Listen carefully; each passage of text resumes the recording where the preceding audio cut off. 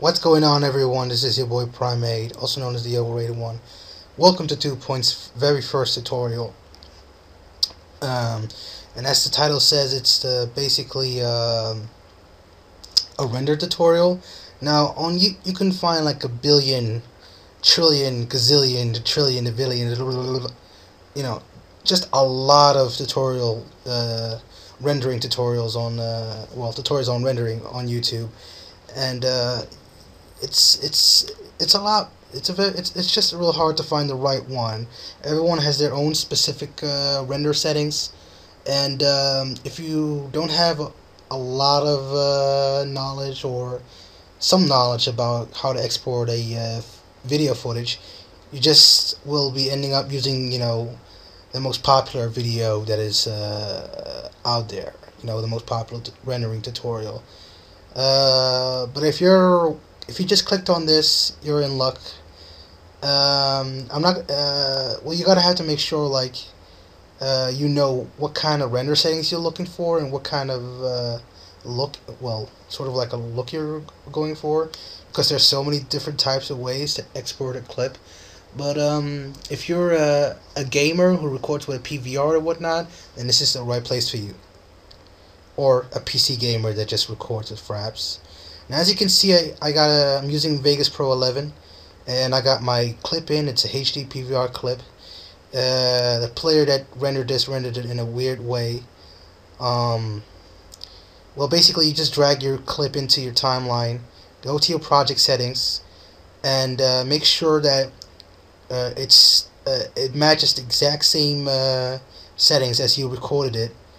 And if you're not sure in Vegas, I'm not sure how it works in other programs. I know how it works in After Effects, but in Vegas, if you go to your project settings and click on this icon right here, you can and click on the clip. You're basically going to match the same settings that the clip had when you imported it. And as you can see, it was 1280 by 720, 60 frames per second. And the thing is, guys, Gears of War 3 is not 60 frames per second. This might be okay for if you're an editor, but if you're gonna upload this to YouTube, just stick to 29.97 frames per second. It's just completely useless. 32-bit floating point, to get the best gradient look, to make sure it looks, that the colors are well separated. 1.0 linear. Full resolution rendering to best, and if you want to, you can just copy this off me and just make sure you save it and click on apply and OK.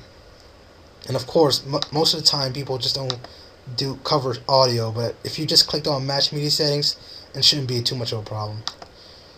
Now after that is done, in Vegas, well, basically it likes to resample all the clips.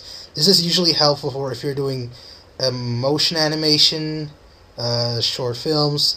But if you're basically someone who just does commentaries or a video game editor, I would say disable resample. It will reduce the whole ghosting effect basically.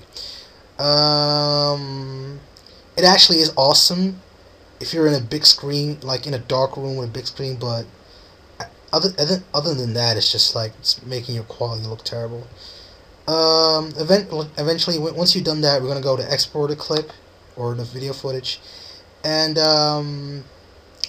we will be using Xeasy264 in order to compress our footage.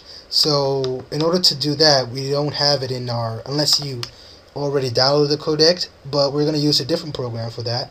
So what we're going to do is we're going to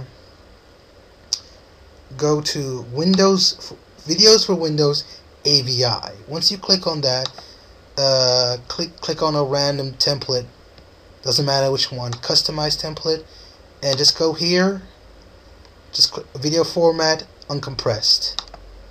Once you do that, it will stick to all the settings you had here before.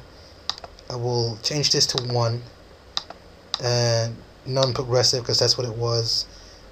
29.970 Yeah, I know. Actually, I should have been a different format like this, then uncompressed. Yeah, it's a lot better.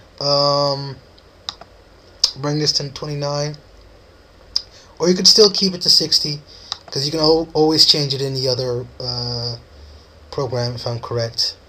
But let's just keep it to 29 because it doesn't matter to me right now. Just click on that and go to audio. See, it's also uncompressed, and project, and just put the video rendering quality to best. And if you want to make sure you want to save it as uncompressed, and click on OK. Once that happens, go to browse video. Not that, no, we're just gonna go to documents, just type in I don't know, 2 points, and click on render. This may take a little while, but this is basically the best render settings you can get for your video. It will preserve every single bit of the quality, and the only downside to this, it's the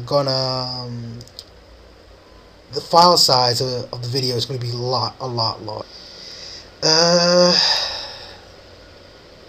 The file size, well, basically the only downside to this rendering is basically it makes the file size just a lot larger, like by a lot. So we're gonna go to documents and search for 2 points. As you can see, the video size is pretty big, to be honest, for a few seconds. If you have a good computer, you won't have too much of a problem. Now, if you look in the description, basically, I got this ready for you guys, and you pretty much click on this folder, and here's the program that I said that I usually use. It's actually really great. You just select the video file that you compressed. Hold on, let me go. 2 points. And where do you want it? I want it at, well, let's say desktop. And what kind of frames per second do I want? 29. Do I want extreme HD? All the presets are there for you. Basically, you can choose from to